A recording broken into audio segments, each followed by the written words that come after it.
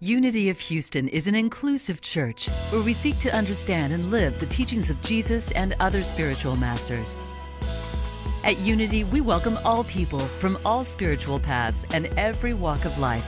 We celebrate the diversity of our city and of our world, and we teach love, tolerance, and oneness, seeking to live in harmony with open minds and open hearts. Wherever you are in your spiritual path, you are always welcome at Unity. Join us and discover that the life of your dreams is already within you.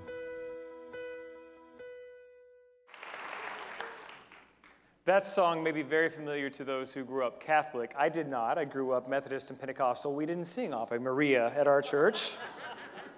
Many of you know my friend Lainey Bernstein, who's sung here many times from Dallas, a singer, and she did that song at a wedding at a New Thought church, and a guy came up to her afterward and said, "I've heard a Jewish girl sing a Catholic song at a New Thought wedding. I'm ready to go home, God. Thank you."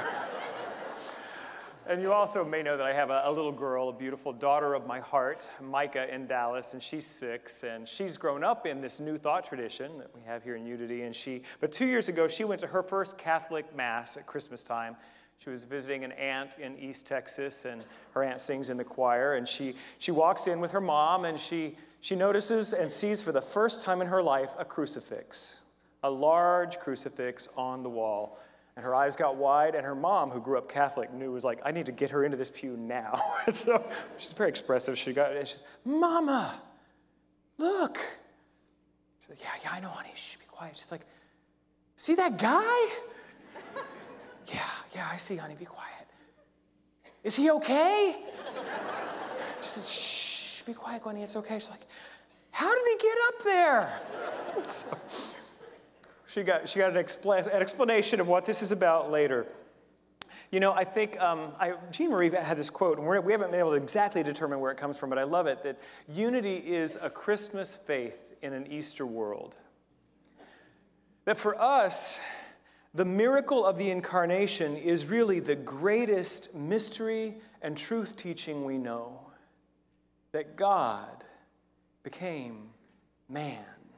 The Word become flesh. That the infinite power of the One was here, demonstrated fully as a human being.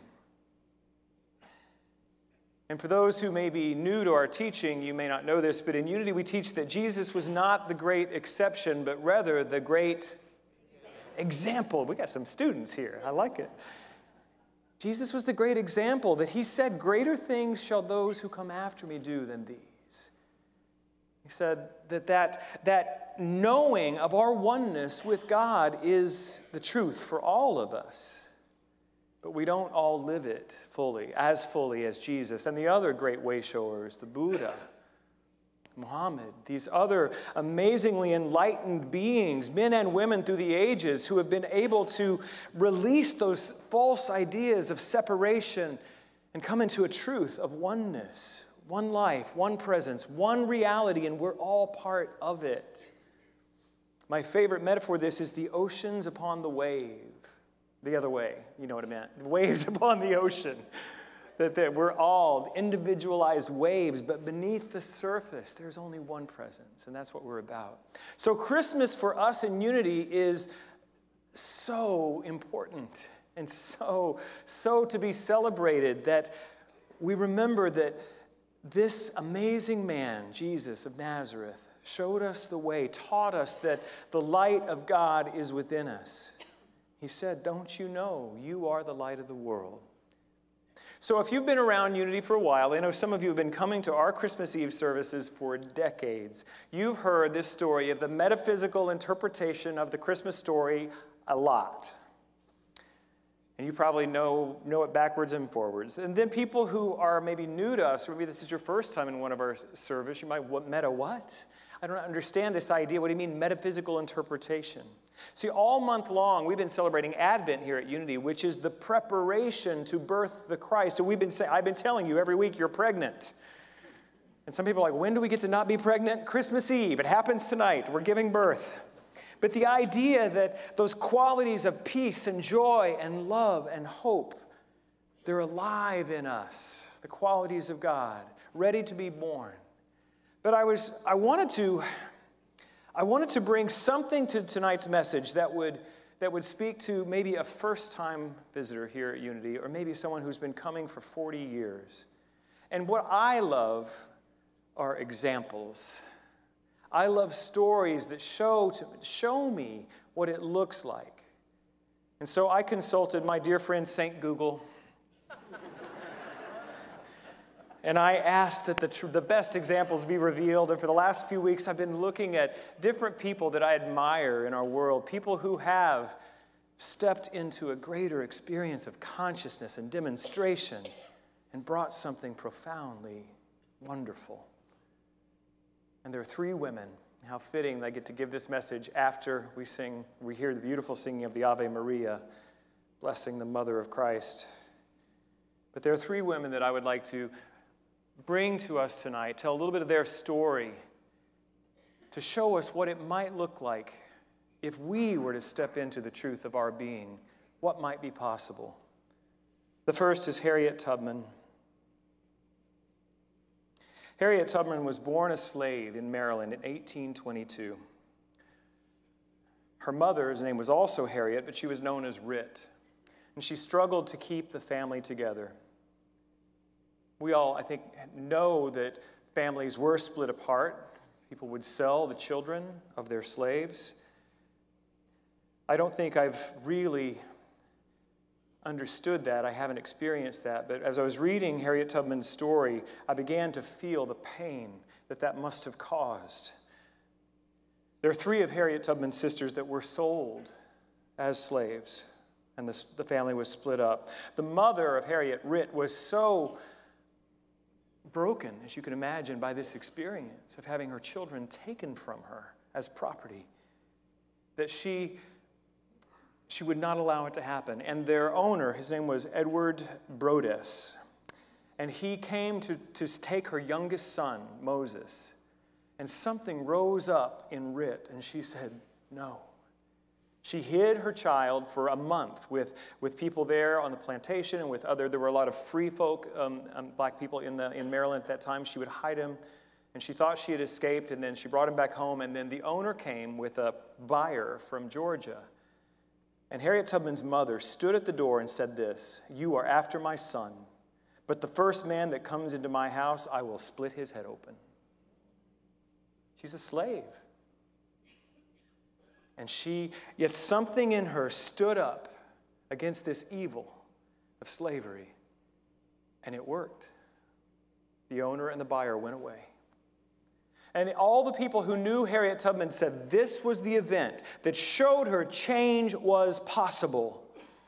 Resistance to this evil of slavery is possible, and she was changed. Now, she had a hard life. One of her jobs as a child, as a slave, was to watch the children as they slept. And if the child awakened and cried, she was beaten. She said one time she was beaten 4 times before breakfast. She was injured many, many times. She became ill from her injuries and the beatings many, many times. And somehow she developed a deep Christian faith. But she rejected the New Testament teaching that said, slaves, be obedient to your masters. She wasn't having any part of that. She preferred the Old Testament stories of the slaves being freed. She dreamed dreams and had visions. She believed that God was speaking to her. She was an amazing soul. In 1849, after a bout of illness and the death of her owner, Harriet Tubman decided to escape from slavery. She wanted to go from Maryland to Pennsylvania, which is a free state. She feared that her family would be further severed and that she was concerned for her own fate as a sickly slave of low value. 2 of her brothers, Ben and Harry, decided to come with her. But as they were making their way to Pennsylvania, the owner's widow posted a reward in the paper. And the boys became frightened. And so she accompanied them back home. And they thought that she was going to stay home too and not escape. But as soon as she saw that they were settled, she left again. And she made her way over 90 miles to Pennsylvania on foot. This was the beginnings of the Underground Railroad. There were safe houses and people that would help the slaves escape to freedom. There's a quote that I found that she recalled in later years that just thrills me. And she said this: "When I found that I had crossed the line into Pennsylvania, I looked at my hands to see if I was the same person. There was such a glory over everything. The sun came like gold through the trees and the fields. I felt like I was in heaven." She went on to become the most famous conductor of the Underground Railroad. She led more than 13 trips back into slave states, led over 100 people, 60 of her own family members, to freedom.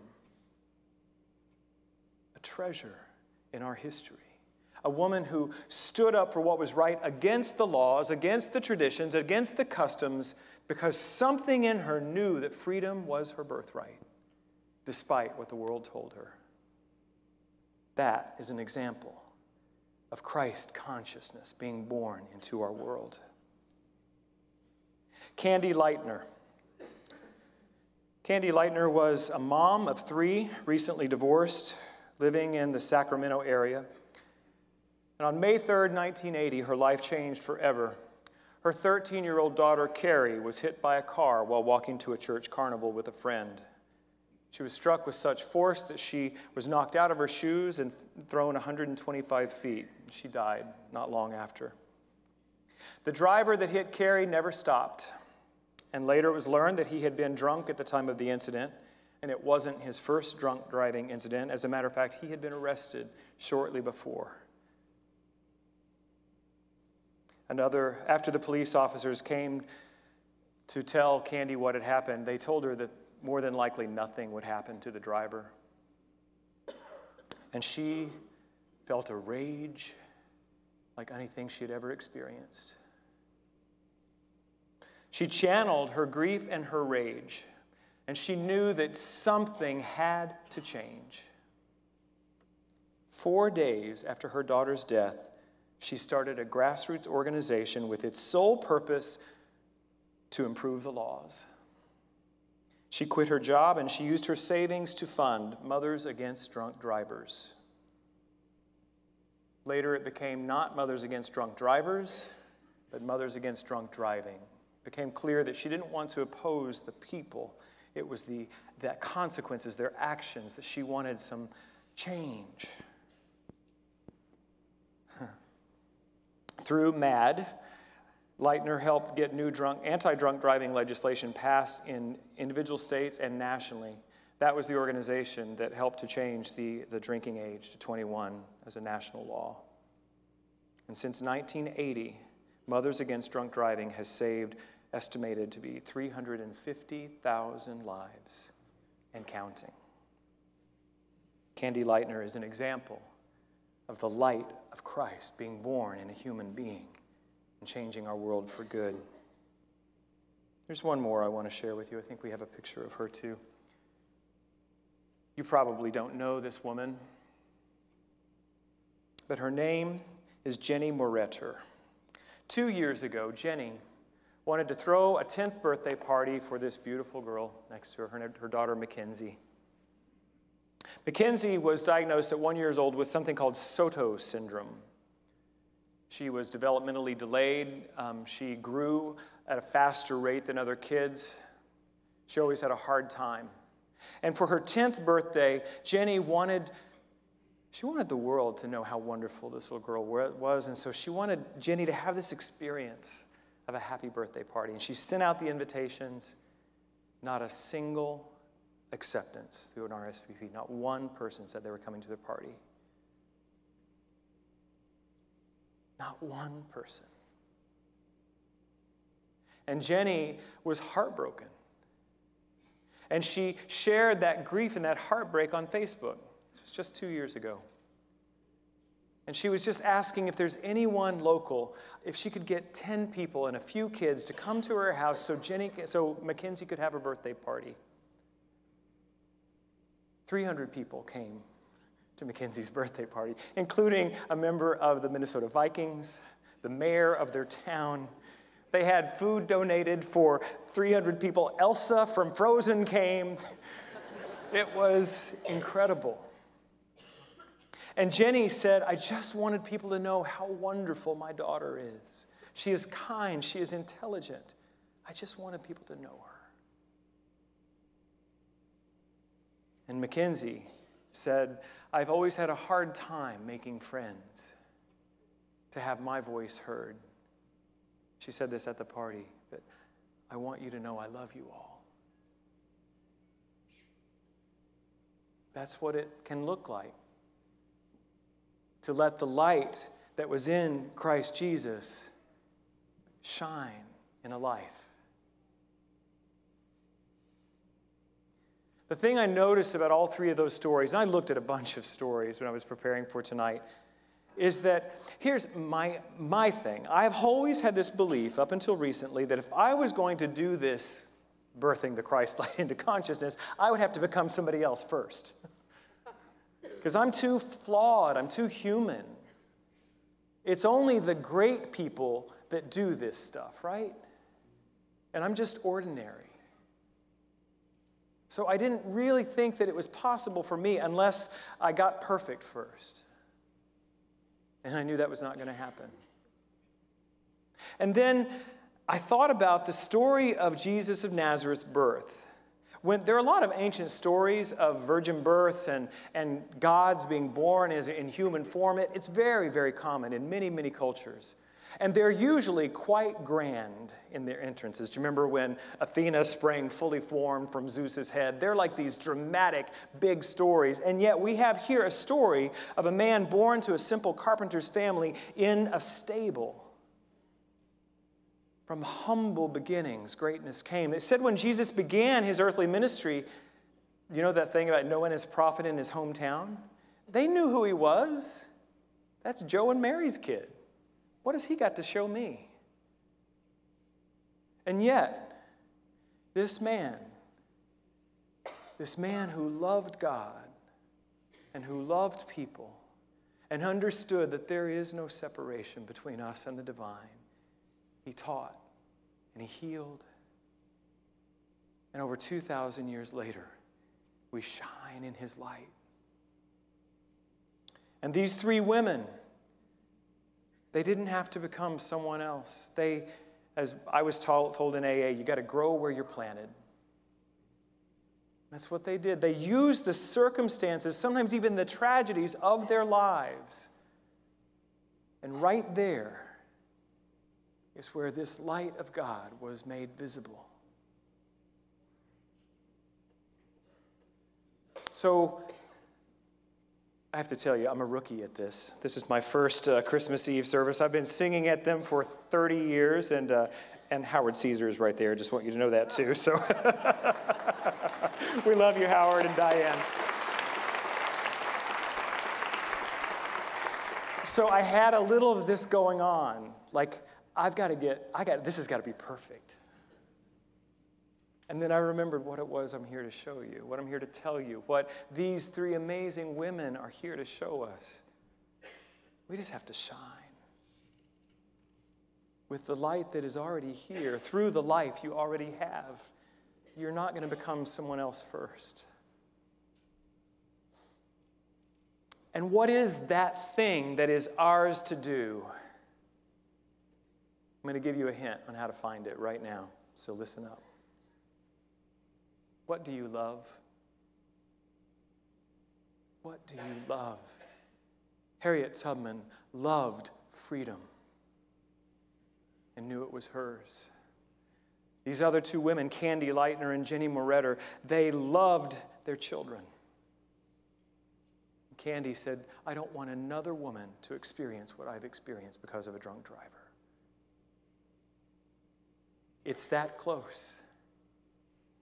The light of Christ seeking to be born in you, as you, through you, right here now. It's through what you love. And sometimes it's through when you see the thing you love being violated in the world or even in your own home. There's a lot of conversation about that in our country right now. What I love is you. In this place. And this opportunity that I've been given to lead you is the thing that I can feel the light growing brighter. So I want to open myself to what God can do through me in my lifetime. The last thing I want to tell you is that it can happen right now. As we're celebrating the birth of the Christ. And it requires something for you to let that light shine, to be that thing you're called to be. It requires your consent and your willingness. So tonight, as we prepare for our sacred, beautiful candle lighting ceremony, I ask you to say yes to what God is seeking to do through your life. And right here tonight, I believe, you can experience the sacredness of your yes, the openness of something new coming through you, as this night is holy. Oh, holy night, the stars are brightly shining. This is the night of the dear Savior's birth. Long lay the world in fear and error pining, till he appeared and the soul felt its worth. A thrill of hope, a weary world rejoices, for yonder breaks a new and glorious morn. Fall on your knees, oh, hear the angel voice, oh, night divine, oh, night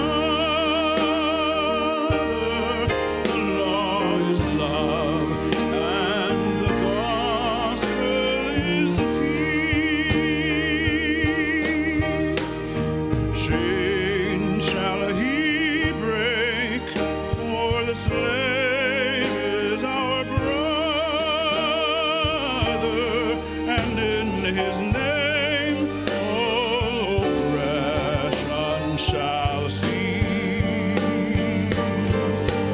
Sweet hymns of joy in grateful chorus raise we with all our hearts. We praise his holy name. Fall on your knees. Oh, hear the angel voices. Oh, night divine,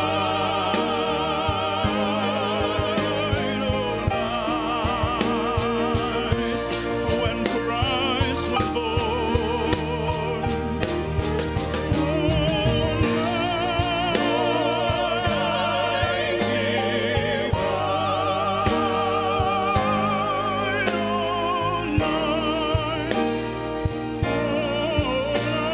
divine,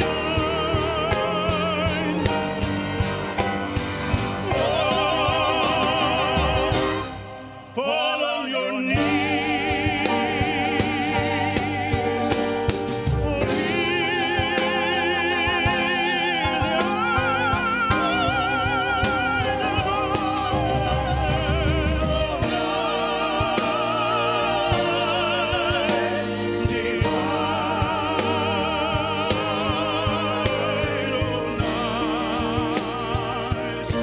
when love was